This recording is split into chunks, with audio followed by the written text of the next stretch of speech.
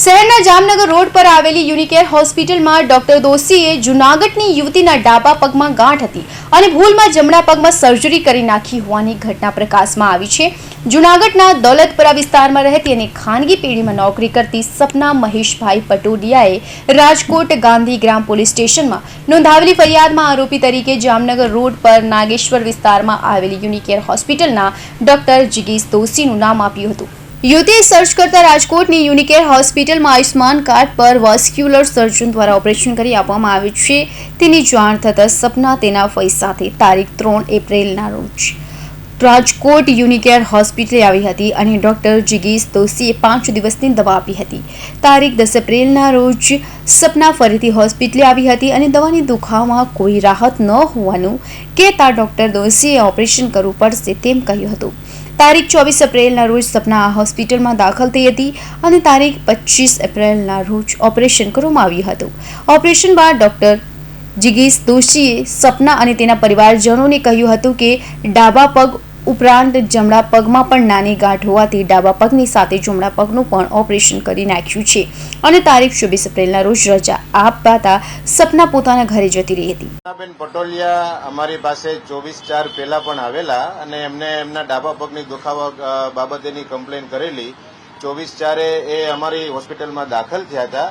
ત્યારે એવું જાણવામાં આવ્યું કે ભાઈ આમને પોપ્લેટિયલ આર્ટરી એન્ટ્રેપમેન્ટ પણ જમણા પગમાં પણ છે, એટલે ડાબા પગ તથા જમણા પગ બંનેનું એમને સમજાવી અને આપણે એમના ઓપરેશન એમનું કરેલું હતું। ઓપરેશન પહેલા આપણે એમની સમજણ પૂરેપૂરી આપેલ હતી અને ઓપરેશન બાબતેની કન્સેન્ટ પણ આપણે લીધેલી હતી, જે અગાઉના મારા ડોક્યુમેન્ટમાં મેં આપેલ છે, મીડિયાને બધાને મેં પ્રોવાઈડ કરેલ છે। સપના પટોડિયાએ ફરિયાદમાં જણાવ્યું હતું કે 10 વર્ષ પહેલા જૂનાગઢમાં ગણેશ વિસર્જન ખાતે ટ્રક પલટી ખાઈ જતા તેને ડાબા પગમાં સામાન્ય ઈજા થઈ હતી, જેથી તે વખતે કોઈ સારવાર કરી નહોતી। બાદ ધીમે ધીમે સપનાને ડાબા પગે ગોઠણથી નીચે દુખાવો શરૂ થયો હતો।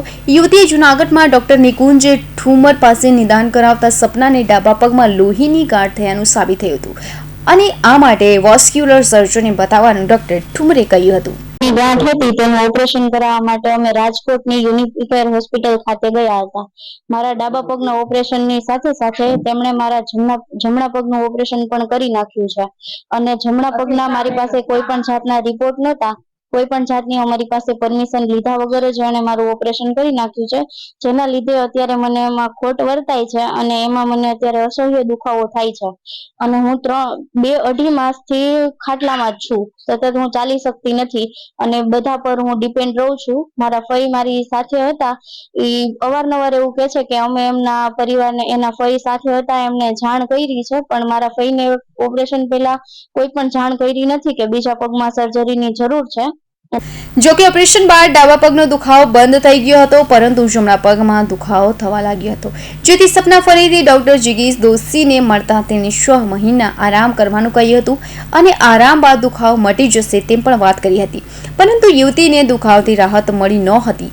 સપનાએ જૂનાગઢમાં ડોક્ટર ઠુમરને બતાવતા તેમણે MRI સહિતના રિપોર્ટ કરાવતા ડોક્ટર દોશીએ સર્જરી વખતે કરેલી ભૂલનો ભાંડો ફૂટ્યો હતો।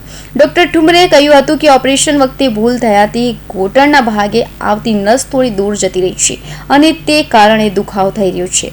ડોક્ટર જિગીશ દોશીની લાપરવાહીને કારણે સપનાને જમણા પગમાં આજીવન ખોટ રહી ગઈ છે। કૌશિક પટેલનો report, Hind TV news, Surat.